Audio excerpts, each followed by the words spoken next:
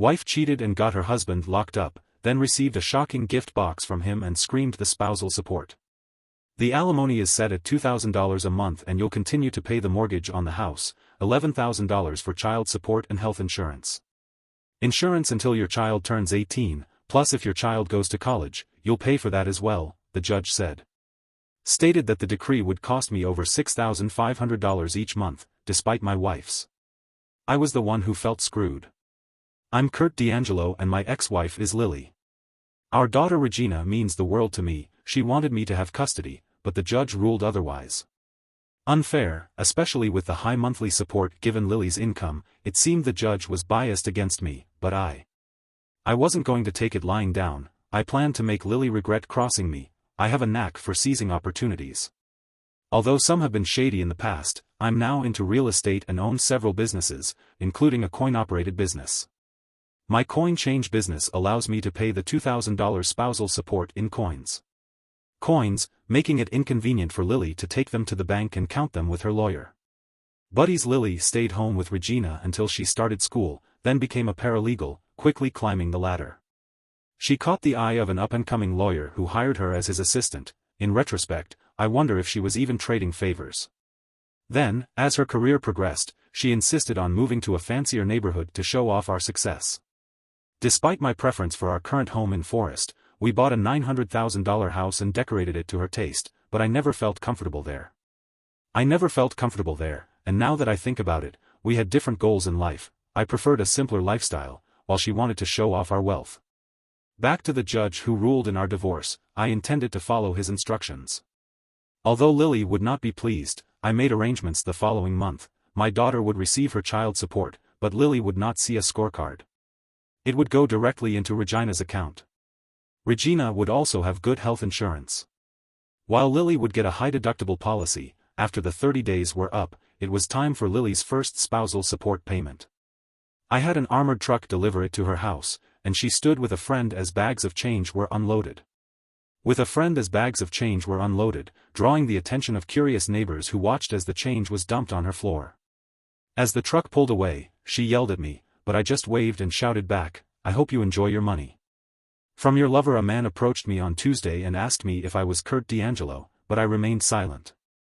Of me with the summons he had, and when I didn't take it he dropped it saying "You've been served," and left after he left. I picked up the summons and realized I had court next Wednesday, which gave me a week to prepare. I spent the week getting ready for court and discussing things. Regina joined me for lunch, upset with her mother, and I warned her that I could end up in jail if the judge didn't agree with me.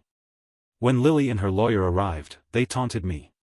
Regina tried to speak, but the judge scolded her for interrupting. And believing the accusations against me in favor of Lily. Know of any allegations, and none have been brought up yet. Psychiatrist that I got with this information. I'm sticking with my decision, so that's settled. Regina was struggling with her divorce at school, so we had her talk to a psychiatrist. That she thought would help her win with the judge. I've never done anything inappropriate with my daughter. I was really upset. I couldn't believe that Lily would lie like that and accuse me of something I didn't do. The judge wouldn't even listen to my side of the story. I glared at the judge. He's going to regret this. Looks like Lily's law firm is calling the shots. We'll see how they do in the end. My need for revenge was starting to show. We want the court to say Kurt D'Angelo did something wrong. My lawyer was getting as mad as I was. He could see there wasn't going to be any fairness today, Your Honor. To be fair, Your Honor, my client has done everything the divorce agreement required, so there's no reason to say he did anything wrong. Lily's lawyer said he gave her the monthly payment, but it was all in change, mostly. It damaged the floor and took a lot of time to clean up. Ask the judge. It caused a mess in damage, said Lily's lawyer. My lawyer was quick to speak before the judge had a chance to speak. According to Section 513 of Title 31 of the United States Code, coins and bills are accepted in payment of all debts, including spousal support. My client has paid everything he's owed, including insurance, mortgage and child support, Your Honor. Lily's lawyer chimed in. Any child support from Mr. D'Angelo? That's true, Your Honor, my lawyer said, but the child support money has gone directly to his daughter for whatever she needs. You can confirm that with her. The judge seemed confused. He looked at Regina, who nodded in agreement. we have proof of payment for insurance and mortgage, my lawyer added. Lily and her lawyer, they seemed panicked, Your Honor. Can we switch to checks in the future? Finally, the judge said, That sounds fair, but... Before he could say anything else, my lawyer jumped in again, Your Honor, could you answer a few questions first, and what would they be? Are the Chicago police part of the legal system here? The judge seemed confused. If my client's car is impounded and he wants to get it back from the Chicago Police Department, can't he pay with a check? He has to use cash or a credit card instead. The judge stumbled over his words. My lawyer continued. If the police, who you admit are part of the Chicago legal system, won't accept a check, why should my client have to pay? The judge, looking foolish now, got defensive. Because this is my court and I make the rules, I'd had enough, so I stood up and said you're the law here. Please, my wife's law firm, were you involved with her too? D'Angelo, you're in contempt of court, you're sentenced to 6 months in Cook County Jail unless you apologize and agree to everything I say. Who do you think you are, the king of this fucked up court? I yelled. The judge was stunned. I looked at Lily and her lawyer, they were shocked. Good luck getting your dirty money now, which, I grinned, she had no idea how much her life was about to change. I was taken into custody, made to strip, then transferred to jail. Jail is a nicer word than what it really is, it's more like a prison. Right away 2 guards started harassing me for disrespecting the judge. I wasn't afraid of being in jail. I'm 6 feet 4 inches and weigh about 255 pounds, mostly muscle. Keeping up with my rental properties kept me in shape. Plus I had spent some time in juvenile hall when I was younger. I blocked out all the noise and commotion. My plan was to keep to myself and watch my back as long as nobody bothered me.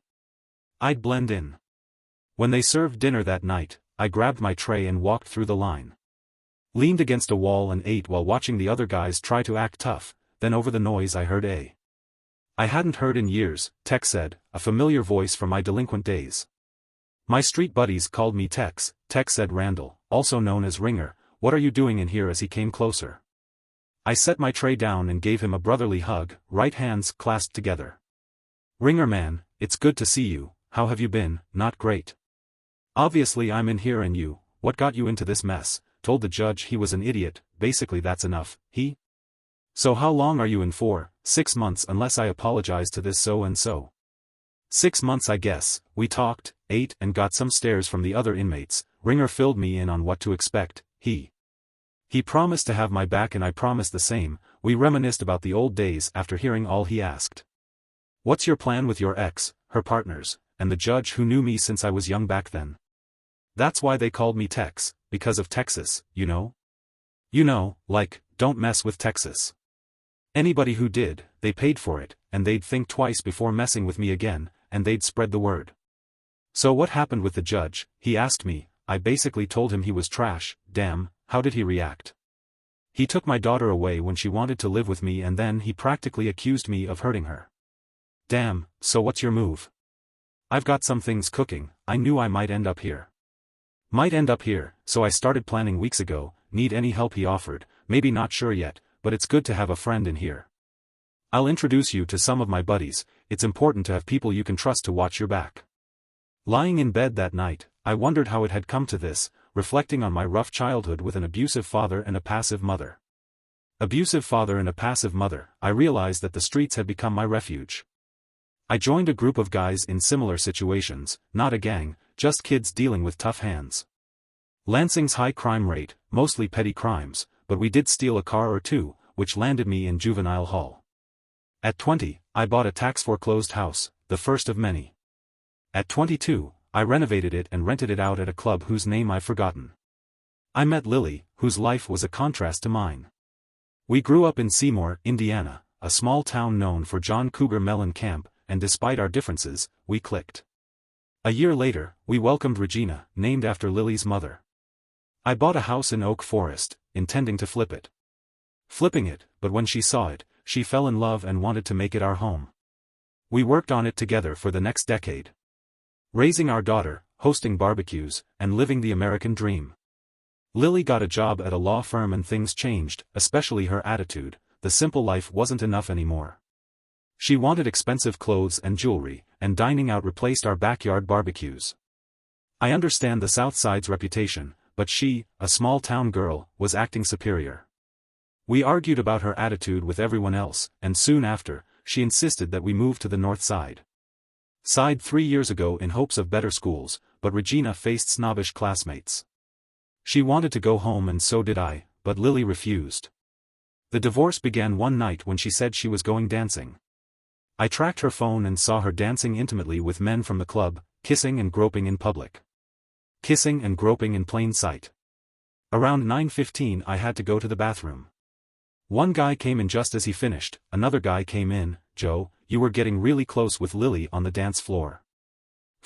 I thought you were going to make a move right there," the first guy said. "Yeah, she's wild," Joe replied, "she knows how to talk. She told me she's going home with me tonight, finally we're going to have more time for fun instead of just quickies at the office or in my car," Joe bragged. "Quick relief is okay, but it's nothing like the tonight's going to be a long one," Joe bragged. "Maybe next weekend it'll be my turn," the second guy said as they left. "My turn," the second guy said as they left the bathroom. Their conversation seemed to be more than just bragging. I saw her in the arms of one of the guys, kissing on the dance floor around 9:30. She texted me and said she drank too much and didn't feel safe taking the L late at night. She said she was staying at Paula's, another friend from her office. I replied that's okay. I watched as she grabbed her purse and left the club, arm in arm with me. And left the club arm in arm with a young lawyer from her office. I followed them into each other that they didn't notice me. They got into his Lexus, kissing and touching each other for a while. I got angry, but then my Southside toughness kicked in and I calmed down and made my plans. When I got there, I told Regina that we were leaving for good and that she should pack whatever she wanted. To pack whatever she wanted because we weren't coming back. She was thrilled, but asked about Mom. To take care of her now, I said, and she understood right away. It took us about 3 hours, but we loaded everything into my truck. Luckily, our old place in Oak Forest was empty, so we had somewhere to go by 11 o'clock the next morning, Saturday. She called me, "What's going on? Where are you?" I replied, "It didn't take long." It didn't take her long to understand why she was asking, because she knows why I don't know you anymore, and I don't want to. I don't want to. Where is Regina with me? She doesn't want to live there with you anymore. She wasn't sure if I knew about her affair or not. Come on, Kurt, just because you don't like living in the lap of luxury doesn't mean you can leave. And take our daughter, Lily, but having a cheating wife is a good reason to leave. Expect divorce papers next week. She gasped, then said in her usual why way, "You lowlife Southsider, you have no idea. My firm will crush you," I said, "but I'll get out. On top of that, you haven't seen the last of my wrath for the next 6 months." She didn't try to patch things up, Regina revealed.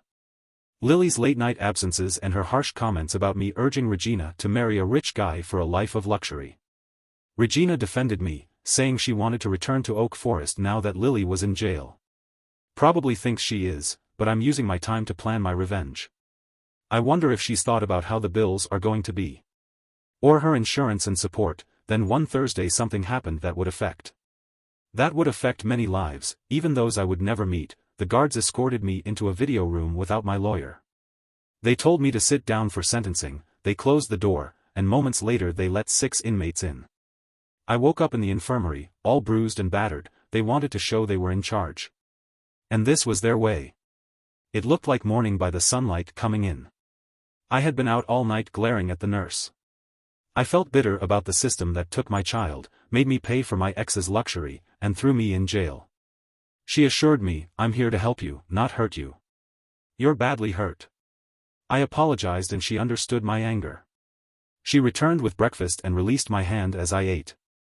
Decided to ask a favor of Randall Turner. She promised to check and arranged his visit. When he entered he exclaimed, "Oh." I described the 6 guys and 2 guards who attacked me. Then I said, "I need the full names of all 8. I need the full names of all 8, not just their nicknames." "Oh crap," he repeated, "what's your plan, an eye for an eye, but?" I replied with a twist, "I'll try to get the names." He said, "What do you want me to do?" "Just that, I'll take care of the rest later." Some more talk and he was taken back to his cell. I had a restless night, strapped to the bed and unable to get comfortable. The next day Ringer came back with the list again. He asked, "What's your plan?" "The less you know the better," I replied. The next day, Sunday, brought both good and bad surprises. Lily had come. With Regina, Lily spoke first. "I see you're getting along with your fellow scum," she remarked. "What the hell do you want?" I snapped, and Regina insisted that we visit you, ready to apologize and be reasonable. But she asked, "No way, and what's this nonsense about me and Regina?" "You know I would never hurt her," I retorted. "How do I know?" "She seems unusually attached to you. She said you're 43, why don't you go back to your lovers and let them screw you?" "Maybe then you'll see how full of it you are," I shot back. "Just so you know, I offered myself to them and they loved it." "Get out of here and send Regina in, I'm done talking to you," I shouted. She grinned. I thought she was getting under my skin, she was, but she was just adding fuel to the fire that would eventually burn her.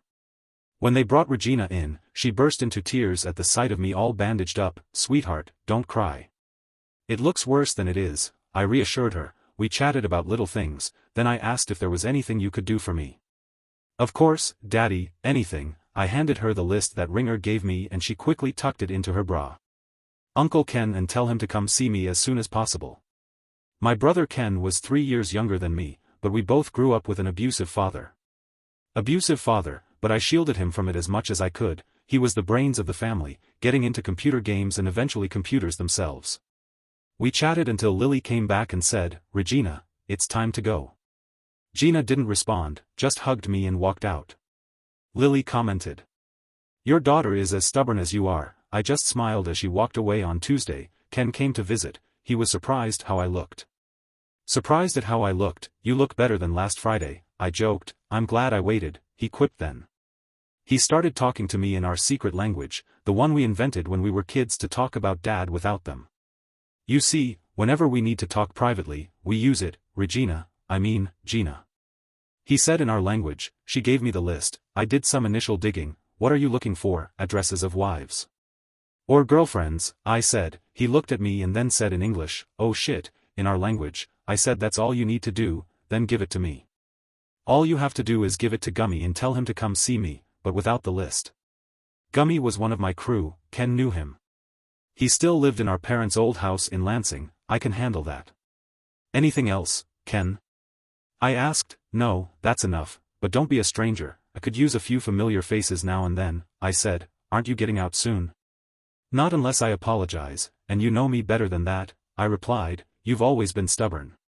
I reminded him that he knew I was right and he just grinned. "I will stop by in the next few weeks to see if you need anything else," he offered. "That would be great," I replied.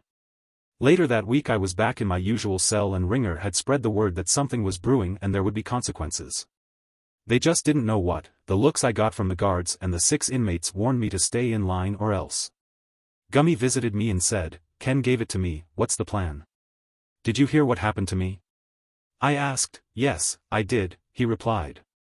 "Ken must have filled him in, payback time, but hit their loved ones, no traces, use Dan or his cousins." I instructed. He understood and nodded. "Coordinated same day, same time. Make sure they're told not to mess with Texas," I added. "I'll get some help." He assured me before he left, he would exact revenge soon. Revenge soon, making sure they couldn't trace it back, but they'd know why. A week passed with no word. I waited for my Tuesday morning. I noticed that the guards were absent, unusual for a weekday, and one of the 6 inmates seemed distracted and upset. It must have happened yesterday. I figured. I told Ringer to spread the word, "Don't mess with Texas." Within days, the 6 inmates were glaring at me and the guards were watching closely, but the Ringer crew had my back. When one of the 6 inmates approached, 8 of my allies surrounded us. "You scum, my girl dumped me because of you." "You," he said, "or don't mess with Texas," he spat. I smiled. "I warned you, now your ladies know how it feels, an eye for an eye with a twist. You hurt me, I hurt the ones you love, tell them." His eyes widened and he hurried back to his friend soon after. The 2 guards approached me. "Kay, who the hell do you think you are? We're going to make your stay here a nightmare." "Well then I guess your wives. You better get ready for a rough ride, you might even enjoy it," I replied as one of the guards lunged at me. After I endured his blows for a few minutes, another guard intervened and pulled him away. Inmates witnessed the altercation, as did the cameras, and I'm sure I was taken back to the infirmary. I was greeted by Beth, the nurse who had treated me before. "So we've got a troublemaker, huh?" "The guard just attacked me." I explained that there would be an investigation this time. Too many witnesses, HEK will probably lose his job over this, she assured one less idiot guard. I muttered, these guards are here to protect you whether you like it or not, Beth countered. He certainly didn't protect me last time, in fact, he let it happen. I shot back after she bandaged me up. Beth said I had to stay overnight for observation. The guard had been suspended pending an investigation. The other guard looked at me. Maybe he got the message, don't mess with Texas. It had been 3 weeks since Gina had visited. Finally, Ken came by and informed me that Lily was refusing to bring Gina to visit, which infuriated me even more. My ex-wife was keeping my daughter away from me. At the end of the month, Lily almost showed up. I left Gina in the car, but Gina refused to move. No matter how much Lily yelled and screamed, Lily stormed in. Your daughter is impossible, she hardly talks to me, she's just as stubborn as you said the same thing. For the last time, why don't you get the judge to change his mind and give me custody of her? I'd be happy to take her off your hands. Lily insisted that Oak Forest was a good school and she liked it. I argued that it was nothing compared to Wilmette, she'd get a first-rate education and networking opportunities there. Our daughter will find her own way, she doesn't need to rely on anyone else, I shot back. Lily countered, you're just too stubborn to see the benefits, we've had this argument countless times. Why did you come here anyway? It wasn't to bring Gina to me, I challenged her. Her name is Regina, not Gina, she doesn't want to be called that, don't you want her to be independent? I mean stubborn, Lily corrected, no, I mean independent, able to think for herself. To make her own decisions, not be swayed by wealth, power, or a Big Johnson, I clarified, and she glared at me, knowing that. That last remark was directed at her anyway, she said, I need my alimony. Have things to buy and bills to pay, well, you'll have to do that with your own paycheck, I can't get checks from my. No work means no pay, that's how it works in the real world, I explained, what do I do? You mean I can't pay all my bills on my salary, she protested, well, you should have thought of that before. I replied that it was difficult for you to pay with change, she argued, and now you are not getting paid. Because I'm in jail, I said, but you have to, she insisted, no, I don't, what are you going to do? Oh, I'm already in jail, it wouldn't be smart for them to take me out just to throw me back in. What am I going to do about the bills, she whined. I looked at her and said, get one of your lawyer buddies to foot the bill. Of your lawyer buddies to pay the bills, I'm sure you're worth it. With that she stormed out of the room and Gina walked in. And I was relieved to see her. You really pissed her off. Good luck with that, I laughed. How are you holding up? Dad, don't worry about me, I'll be fine, or how about you still avoiding talking to your mom? When do you think you'll be out of here, honey? I'm not going to apologize to that idiot judge. The only way I'd apologize is if he gave you back to me, but I don't see that happening anytime soon. In here until my 6 months are up, I get it, she said sadly, my birthday is next month. I'd like you to get out so we can celebrate, but I don't want you to compromise your principles. We can have a big party when you're out. That hit me hard, and I started to think. Maybe I was being too stubborn, being in here was hurting my little girl. Then Gina dropped some wisdom on me. Like Abraham Lincoln said, important principles can and must be inflexible. Where did you hear that? I asked my counselor, Dr. Hodges, at school. Hodges at school, it's been helpful to have someone to talk to about all this. Some of the teachers noticed my grades slipping and got the counselor to talk to me, and it's also helping me deal with Mom. Even though I still don't talk to her, a fancy school like Wilmette would have a PhD for a counselor, those rich. I turned to Gina and said, looks like your mom isn't too happy with you. With you either? Yeah, she's getting pretty mad at me, and I just brush it off, and it seems to make her madder. But I'm not bothered, Gina replied. Well, in a few months she'll have to find somewhere else to live, the bank won't wait forever for her jumbo loan payment, I expect her mansion to be foreclosed on within 3 months, I explained. Dad, won't that mess up your credit if the house goes into foreclosure? Gina asked, honey, when do you usually pay? With cash, you don't worry about credit. That stupid mansion was the only thing I ever borrowed money for, I clarified. Really? Wow, Dad, even with all your rental properties and other businesses, you never took out a loan, Gina marveled. I revealed, Dad, I've always admired you, but now even more, she said, smiling and thanking me. It was wonderful to see my daughter, but it made me wish we could spend more time together. Missing her birthday would be hard on both of us, but I knew she was strong. The following week I heard that the guard who hit me had been fired. It was hard to argue with the video evidence. Soon after, the other guard also left. I'm not sure if he was transferred, but at least he was gone. A lot of inmates thanked me for getting rid of the bad guards, so I think I gained some respect and more people started calling me. After that, I had fewer problems. The 6 inmates were still angry with me. I heard that one of their wives had filed for divorce and 3 others had been dumped by their girlfriends. And my improved standing among the inmates, they knew better than to mess with me a few weeks later. I received a subpoena to meet with the judge in the video room and told the guard I would not meet with anyone without my lawyer. He insisted that the judge was waiting, but I stood my ground. I wanted my lawyer to be there, and if necessary, they could reschedule. I was informed 3 days later that the meeting was scheduled for the following week. I requested a half-hour meeting with my lawyer before the meeting. They arranged it and my lawyer and I met to strategize. My lawyer mentioned that he hadn't received any details about the meeting, which seemed odd. Strange. We decided to proceed cautiously. When the judge appeared on the video he seemed displeased about the delay. It didn't bother me. He was just an arrogant judge who thought he was above everyone else. Your Honor, could you clarify the purpose of this meeting? You didn't need to involve your lawyer, he replied. I just wanted to see if you were ready to apologize for your behavior in court. I signaled to my lawyer, who leaned in as I whispered to him, Your Honor, my lawyer. My client refuses to apologize and instead demands an apology from you. The judge seemed shocked. How could I ask for an apology? I stand by my decision regarding the child and I don't owe you an apology, he stated. If my client changes his mind in the future, we'll seek another hearing. Good day, sir. My lawyer concluded. One more thing, the judge interjected. I thought to myself. Now we're going to find out the real reason for this meeting. Your client is not complying with the terms of the divorce. When will he start paying spousal support on the mortgage? The judge asked. I whispered to my lawyer again and shared my answer. My client does not plan to make payments while he is in jail, my lawyer told the judge, but the house is going into foreclosure, the judge pointed out. The judge pointed out that it's my wife's mansion, not my house. Clarified, addressing the judge directly, you'll ruin your credit and lose your equity, he warned. I'm willing to take that hit to see my ex-wife where she belongs, I replied. Then, knowing it would infuriate him, I added, maybe her lover can foot the bill with a dozen of them, surely they can manage. I knew that suggesting my wife was promiscuous and he was one of her lovers would infuriate him. You worthless scum from the South Side, who do you think you're talking to? He exploded.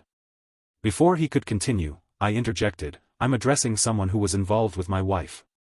I apologize, but I'm confused as to why someone with no stake would seem so concerned. I heard the judge say, your client has just earned an extra 2 months in jail. If he continues to disrespect me, I'll make his life a living hell. I grinned as I waited for the guard to take me back to my cell. He looked stunned, clearly shocked by what I had just done in my cell. It seemed my wife had mentioned the mortgage to her lovers, who then talked to the judge. What a mess. The following Sunday, Lily couldn't resist visiting me in jail. Got wind of it and insisted on coming along. So you managed to piss off the judge again and get 2 more months. When are you going to learn you can't beat the system? Lily scolded. Why don't you just stop talking to me, your North Side attitude isn't helping. I just need you to make sure Gina visits me regularly, I replied. She practically screamed, it's Regina. Regina. I turned away and refused to engage with her further. She continued to complain until she finally left and then Gina entered. She came in with a big smile on her face and I asked her why she was so happy. Because I was going to see my dad. She exclaimed, that can't be the only reason, and I said, well, I have a surprise for you. Dad, do you trust me with my life? I replied. Are you going to sign this paper without reading it? She asked, holding up a folded piece of paper. You'll have to wait and see. You trust me, right? I grinned and signed the paper. Gina had folded it so that only the place for my name was visible. Mom said something about you getting 2 more months added to your sentence. Is that true? Yeah, sorry about that, honey. What happened? I had another disagreement with the judge. Whatever you did, he probably deserved it. We talked more about school and her mom, and she kept bringing up this Dr. Alex Hodges. And wondering what was going on, I tried to spill the beans about the surprise she had planned with my signature, but she insisted on keeping it a secret. Well, I'm bummed I won't be there for your sweet 16, but I'll have a birthday present ready for you when you visit next. I said, what is it? She asked. That's a surprise. Looks like we both have surprises in store. Have surprises in store, I replied before she left. I asked Gina to arrange for Greg to visit me. Sure thing, Dad, she said. I had given Greg some tasks to do when I expected him. I hoped he could take care of them now that I had another job for him. Gina's birthday surprise later that week, Greg came to see me. I then informed him about Gina's birthday surprise. Are you sure about this? He asked. Yes, it's the perfect gift for her, I confirmed. Okay, I'll talk to our lawyer. I'll talk to our lawyer, he agreed. Also, stop by my brother Ken's house and give him what you've got. He'll know what to do if he has any questions. If he has any questions, tell him to come see me. If not, tell him to get in touch with Gummy. I got it, he said before he left. I couldn't help but smile, knowing that Gummy would carry out my revenge plans while I remained innocent in prison. By the end of the month, my status among the inmates had improved so much that the guard must have spread the word about how I stood up to the judge. I had stood up to the judge, and like any other grapevine, the word spread quickly. At the end of the month, I had a surprise visitor when I walked into the room and saw Lily. Sitting there, I almost turned to leave, but she stopped me. Kurt, please stay. I've got nothing to say to you, Lily, I replied.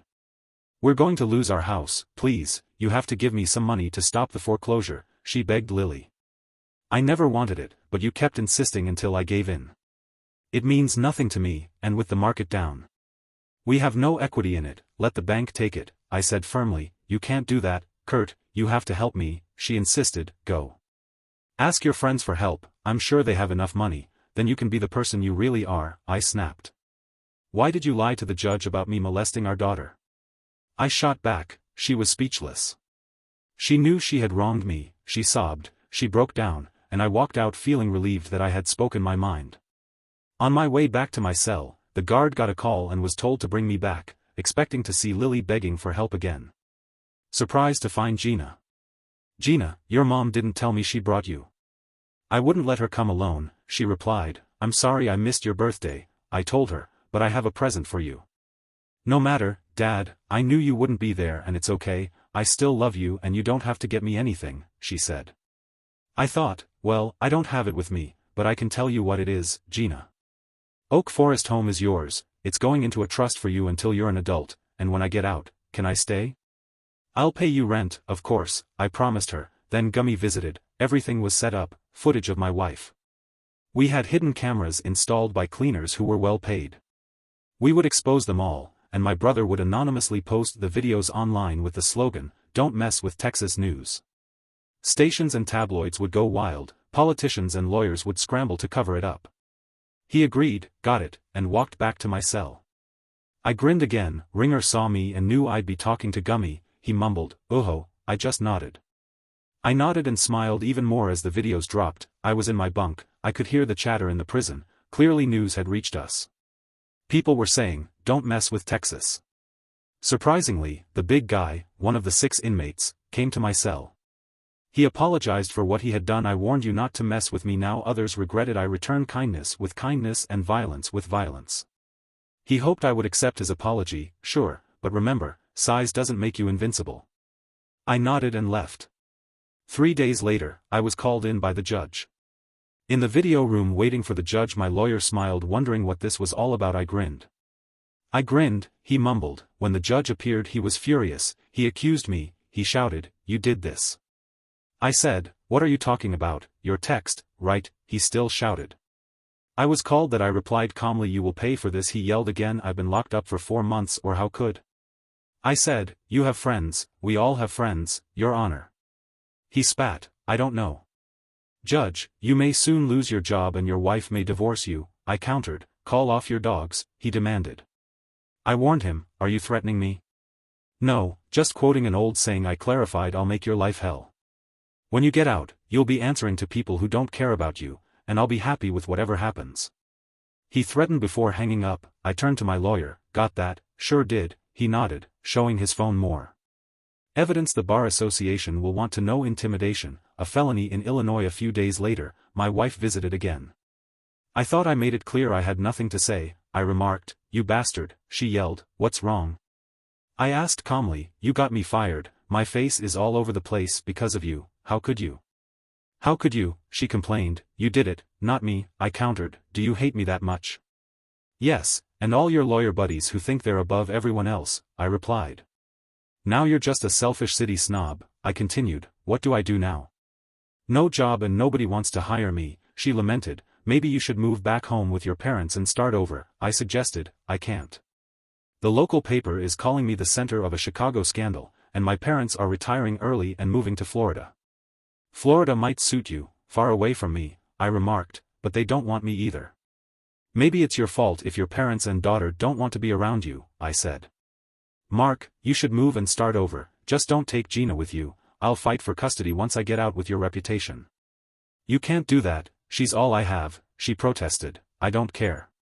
You did this to yourself. We had a good life until you screwed up. At almost 40, you might still find a market, I taunted. She looked pained, her head dropped to the table as she cried.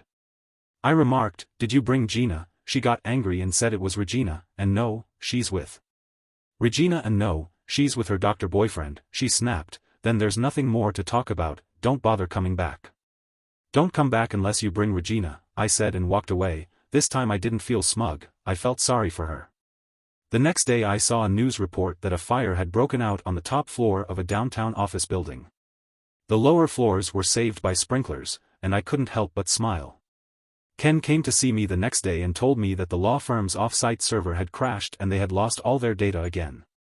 A few weeks later, Gina came to see me, beaming. She must have convinced her mother to bring her.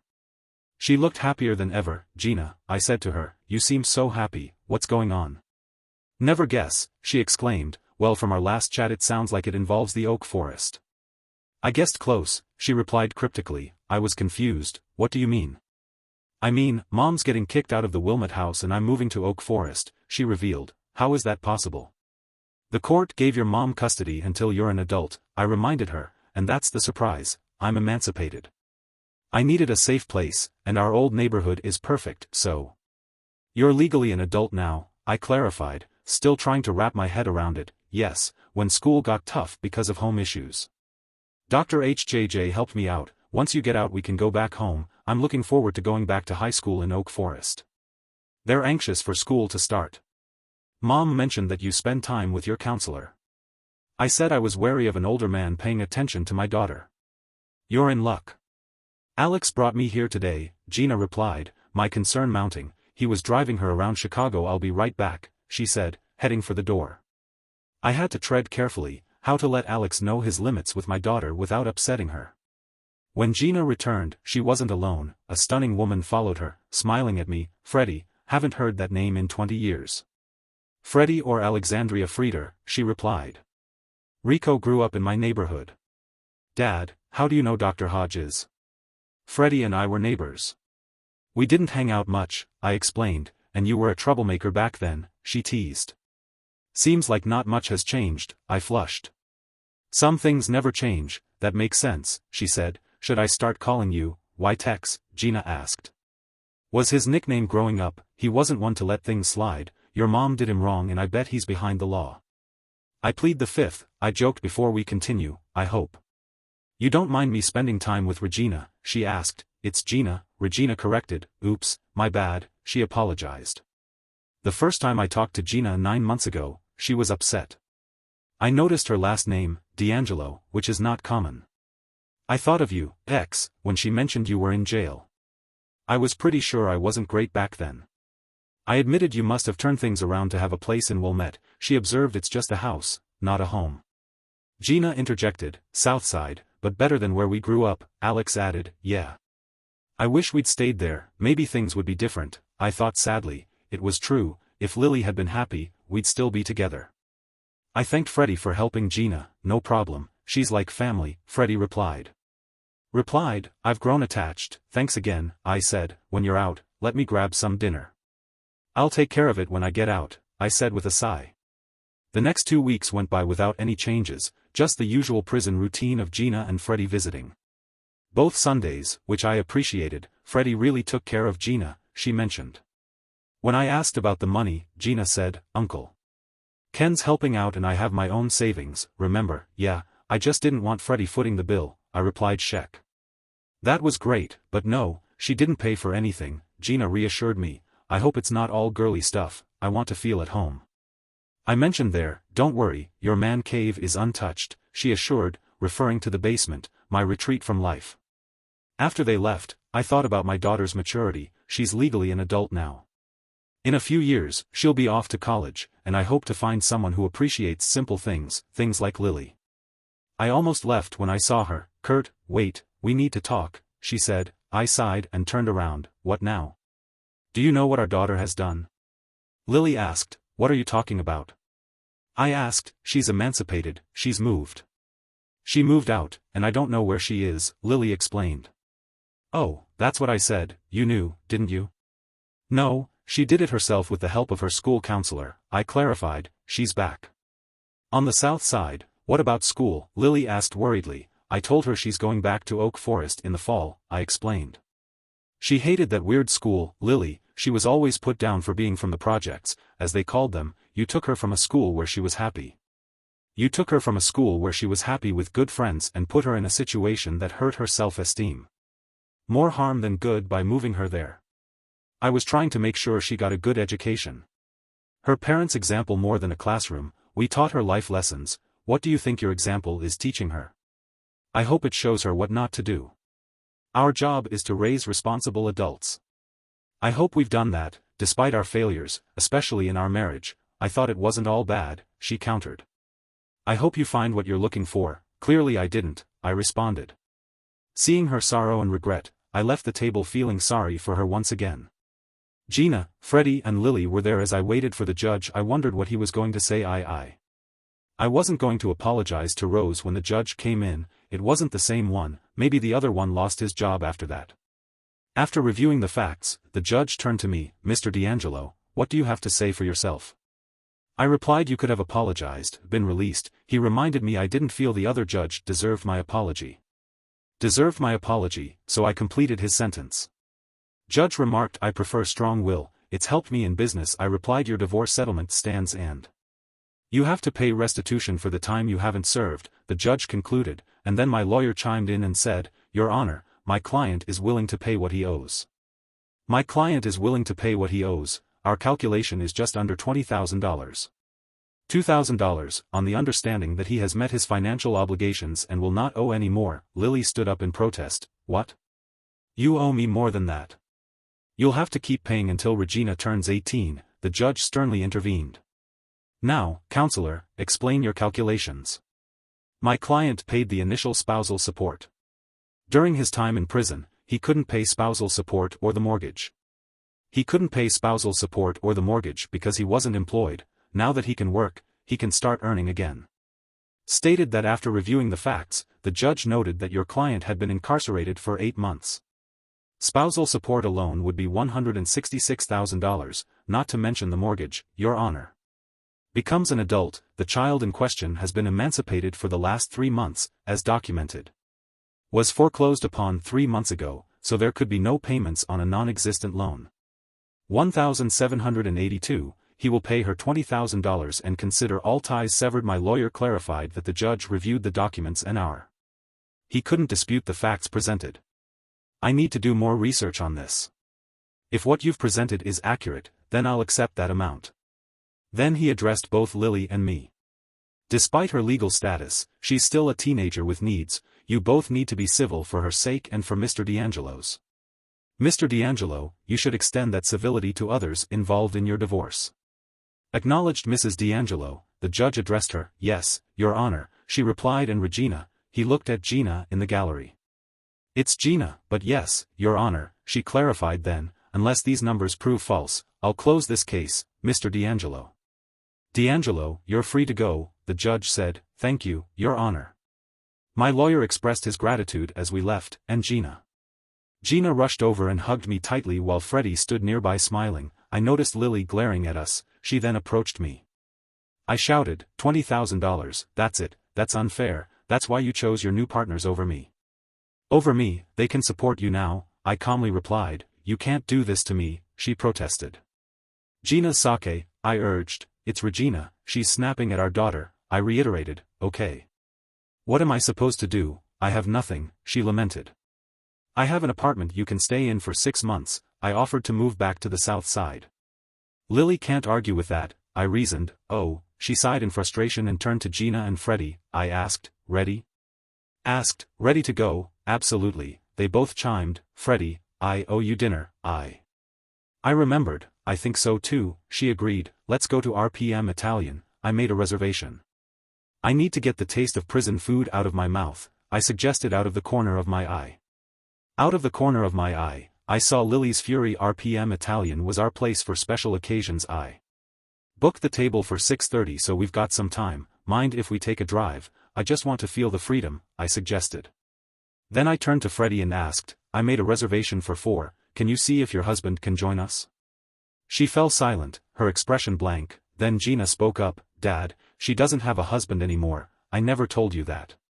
Freddie always wore wedding rings when we talked and she still had them on. What was I missing? I'm sorry. Freddie, I didn't mean to upset you, I apologized. It's okay, you didn't know my husband died in a car accident on the Eisenhower about 5 years ago. A big rig pushed him into the divider. They said he died instantly. Freddie revealed. I'm deeply sorry, Freddie. Deeply sorry, Freddie, I had no idea. I assumed because you were wearing rings that you were married. I expressed my regret. Yes, I did. I just can't bring myself to take them off yet. I feel like letting him go. I know a psychologist with a mental problem. I've heard it before. Freddie replied, well, I'm sorry, will you still join us so I can make it up to you? I asked. She looked solemn but agreed. I realized I'd been too caught up in my own problems and revenge to ask about her life. I felt terrible. I decided to change that from now on I'd be. The dinner was fantastic. It was a relief to be able to wear normal clothes and not having to watch my back all the time, but to be free felt a little strange after 8 months. I asked Freddie, Alexandria, whenever you're ready, would you let me take you out on a real date? No matter how long it takes, can we stay in touch until then, Dad? We'll definitely stay in touch, she's not getting rid of me. Gina reassured me, and I wouldn't have it any other way, Freddie replied to Gina. Mike and I never had kids. With my studies in his business, the timing wasn't right, having Gina as a. I hope that's okay with you. After all you've done for us, I wouldn't want it any other way. I wouldn't want it any other way, I assured her as we left the restaurant. I hope you like how our old house looks. Better than where I've been the last 8 months, I joked when I got there, surprised the shutters were painted. The bushes were trimmed, it looked great outside, and inside it felt more like home than ever.